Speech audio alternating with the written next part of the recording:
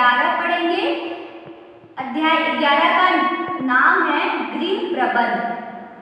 गृह प्रबंध, गृह प्रबंध का तात्पर्य है घर के सभी सामानों को व्यवस्थित और समायोजित करके रखना। तो आइए देखते हैं इसका अर्थ। घर की साज सज्जा एवं व्यवस्था को बनाए रखना ही गृह प्रबंध कहलाता है। घर में जितनी भी वस्तुएं हैं उसको यथा स्थान, जहाँ पर उसका स्थान है वहाँ रखना तथा व्यवस्थित तरीके से रखना ही गृह प्रबंध कहलाता है। उसके बाद है लाभ। यदि घर के सभी वस्तुओं को हम व्यवस्थित तरीके से रखेंगे तो हमें क्या क्या लाभ होगा। पहला लाभ होगा कि वस्तुएं अत्यधिक दिनों तक सुरक्षित रहेंगे। यदि हम घर की वस्तुओं को सही तरीके से रखते हैं, व्यवस्थित तरीके से रखते हैं, नियमित सफाई करते हैं तो वह वस्तुएं अत्यधिक दिनों तक सुरक्षित रहती हैं। दूसरा है व्यवस्थित घर अनेक गंभीर रोगों से बचाता है। दूसरा लाभ हमें मिलेगा, यदि घर हमारा व्यवस्थित है तो हमें अनेक प्रकार की जो गंभीर बीमारियां हैं उससे हम बचे रहेंगे। तीसरा है आध्यात्मिकता का विकास होता है। व्यवस्थित घर से आध्यात्मिकता का घर के सदस्यों में विकास होता है। उन लोगों का मन, घर के सदस्यों का मन पूजा पाठ में लगा रहता है। आत्मविश्वास एवं स्व अनुशासन के गुण का विकास। यदि घर व्यवस्थित है तो हमारे आत्मविश्वास, घर के सदस्यों के आत्मविश्वास का विकास होगा और उनके खुद के अनुशासन का भी विकास होगा। अनावश्यक श्रम नहीं करना पड़ता। यदि हमारा घर व्यवस्थित है तो हम जब किसी आवश्यक वस्तुओं को तत्काल समय पर ढूंढते हैं तो हमें अनावश्यक श्रम के द्वारा उसे ढूंढना नहीं पड़ेगा, क्योंकि हमें पता है कि यह वस्तुएं कहाँ पर रखी गई हैं। इस तरह से हम अनावश्यक श्रम से बच जाएंगे। उसके बाद है रूप। गृह प्रबंध के दो रूप हैं। पहला है बाह्य सजावट और दूसरा है आंतरिक सजावट। बाह्य सजावट का मतलब है, बाह्य सजावट से तात्पर्य है घर के बाहरी वातावरण को सजाना, व्यवस्थित करना। जैसे घर में बागवानी करना या फिर घर के बाहर के दीवारों की रंगाई, पुताई, साफ सफाई, वातावरण को स्वच्छ रखना बाहर के, यही बाह्य सजावट के अंतर्गत आता है। दूसरा है आंतरिक सजावट। आंतरिक सजावट का तात्पर्य है घर के अंदर के कमरों की सजावट या व्यवस्था। जैसे रसोई घर है या फिर किचन है, रसोई घर या किचन, डाइनिंग टेबल, शयन कक्ष इत्यादि कमरों को हम किस प्रकार से व्यवस्थित रखते हैं वो आंतरिक सजावट के अंतर्गत आता है। उसके बाद है सजावट के नियम। सजावट के बच्चों 5 नियम होते हैं। अनुरूपता, अनुपात, संतुलन, दबाव या आकर्षण, लय। ये 5 नियम है सजावट के। पहला नियम है अनुरूपता। सजावट के नियम है बच्चों 5 नियम है। अनुरूपता, अनुपात, संतुलन, दबाव या आकर्षण और 5वां है लय। अनुरूपता से तात्पर्य है कि कमरे में या कक्ष में रखी वस्तुओं का परस्पर समान होना। वो वस्तुएं किस तरह से समान होंगी? रेखा में, आकार में और बनावट में। यदि वो समान है तो कमरे का जो सजावट है वो आकर्षित लगेगा, लोगों को अपनी तरफ आकर्षित करेगा। दूसरा नियम है अनुपात। सजावट के नियम में जो दूसरा नियम अनुपात है, इसका विशेष महत्व है, क्योंकि अनुपात में रखी गई वस्तुएं लोगों को अपनी तरफ आकर्षित करती है। किस तरह से? रंग में, बनावट में, आकार में निश्चित अनुपात होना चाहिए। कैसे?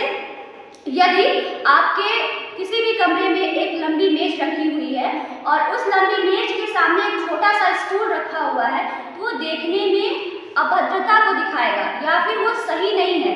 सही अनुपात क्या है? जितनी लंबाई मेज की है उसी के अनुपात में हम सामने स्टूल रख देंगे, तब जाकर के वो कमरा व्यवस्थित लगेगा। या फिर एक बेड है, उस पर यदि हम छोटी चादर, लंबी बेड पे छोटी चादर बिछा देंगे तब भी वो सुंदर नहीं लगेगा, आकर्षित नहीं लगेगा। इस तरह से अनुपात को हम देखेंगे। तीसरा है सजावट के नियम में संतुलन। संतुलन है एक मुख्य वस्तु को केंद्र मानकर चारों तरफ वस्तुएं रखना। संतुलन का मतलब है कि किसी भी कक्ष में एक मुख्य वस्तु को हम सेंटर पे रखते हैं और उस वस्तु के चारों तरफ हम अन्य वस्तुओं को रखते हैं। उसके बाद है दबाव या आकर्षण। सजावट के नियम में चौथा है दबाव या आकर्षण। दबाव या आकर्षण के अंतर्गत किसी भी कक्ष के केंद्र में हम सबसे महत्वपूर्ण वस्तु रखते हैं।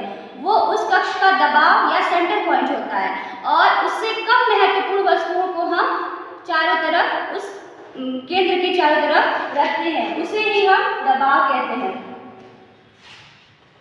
सजावट के नियम में पांचवा नियम है लय। प्रकृति की बनाई हुई हर वस्तुओं में लय है, क्रमायोजन है। जैसे कि हमारे शरीर के अंगों में, पशु पक्षियों के गायन में और संगीत में, सुर में, ताल में यदि यह लय नहीं होता तो यह सुनने में उतना अच्छा नहीं लगता जितना लय के द्वारा लगता है। तो बच्चों आइए हम देखते हैं सजावट के साधन। सजावट के प्रमुख साधन है। साधन मतलब होता है कि किसी भी वस्तुओं से हम अपने घर को सजाते हैं, वही साधन सामग्री। हम अपने घरों में फर्नीचर, पर्दे, कालीन, दरी, चटाई, पायदान, चित्र, पेंटिंग्स, रंगोली, पेड़ पौधे, विद्युत उपकरणों के द्वारा अपने घर को हम सजाते हैं। फर्नीचर कई प्रकार के हो सकते हैं, कुर्सी, मेज, टेबल, पलंग, ड्रेसिंग टेबल। पर्दे क्या करते हैं? पर्दे हमें वातावरण के अन्य जैसे कि धूल है, गर्मी है या फिर सूर्य का प्रकाश है, ये सब को कमरे के अंदर आने से उसे रोकता है। कालीन हम बिछाते हैं घर के फर्श पर। दरी, चटाई, पायदान का प्रयोग हम दरवाजे पर करते हैं, कमरे के दरवाजे पर करते हैं। चित्र और पेंटिंग से भी मन आकर्षित हो जाता है, क्योंकि चित्र और पेंटिंग देखने से हमारा मन मनमोहक हो जाता है। यदि सुंदर चित्र है, सुंदर पेंटिंग है तो घर के सदस्यों का जो व्यवहार है उसी के अनुकूल होगा। जैसे हम चित्र और पेंटिंग्स को बाजार से भी खरीद सकते हैं और घर में भी हम बना सकते हैं। रंगोली हम बनाते हैं कच्चे फर्श के घरों में, लेकिन आजकल हम पक्के मकानों में भी रंगोली के द्वारा घर की सजावट करते हैं। फूल पौधे क्या करते हैं? घर की सौंदर्यता को बढ़ाते हैं। और विद्युत उपकरण, आजकल बाजारों में अनेक प्रकार के ऐसे सजावटी यंत्र मिल रहे हैं, विद्युत उपकरण मिल रहे हैं जिसको घर में लगाने से घर की रौनक बढ़ जाती है। तो बच्चों आपने जाना कि गृह प्रबंध का अर्थ क्या है, इसके लाभ क्या है, इसके कितने रूप हैं, इसके नियम क्या क्या हैं और साधन क्या हैं। अगला पॉइंट है बैठक की सजावट से संबंधित महत्वपूर्ण बातें। बैठक की सजावट में दो बातें हैं, पहला है भारतीय शैली, दूसरा है पाश्चात्य शैली। बैठक का कमरा होता है वो हमारे घर के कमरे का महत्वपूर्ण कमरा होता है, क्योंकि बैठक कक्ष में ही घर के मेहमान, अतिथिगण आकर के वहाँ बैठते हैं। तो हमारे घर में दो तरह से व्यवस्था हो सकती है, भारतीय शैली और दूसरा है पाश्चात्य शैली। भारतीय शैली के अंतर्गत क्या आता है? भारतीय शैली में जो बैठक का कक्ष है उसमें एक तख्त होता है लकड़ी का, फर्नीचर, और उस पर दीवान रखा होता है, गद्दा, उस पर चादर बिछी होती है, 2-4 तकिए होते हैं, एक पढ़ने के लिए साइड में मेज होता है, कुर्सी, और अलमारी में कुछ पुस्तकें रखी होती हैं। यह भारतीय शैली का बैठक कक्ष है। दूसरा है पाश्चात्य शैली। पाश्चात्य शैली आजकल हम सभी लोग इस युग में पाश्चात्य शैली की बैठक कक्ष को ही अपना रहे हैं। इसमें सोफा होता है, एक लंबा सोफा, उसके बीच में मेज होता है और किनारे 2 और छोटे सोफे होते हैं, और उसमें टीवी होता है बड़ा। उस अलमारी, मेज पर कुछ पुस्तकें, पत्र पत्रिकाएं रखी होती हैं। इस तरह से पाश्चात्य शैली में बैठक कक्ष की व्यवस्था की जाती है। उसके बाद दूसरा पॉइंट सामान्य शिष्टाचार। सामान्य शिष्टाचार आप किसे कहेंगे बच्चों?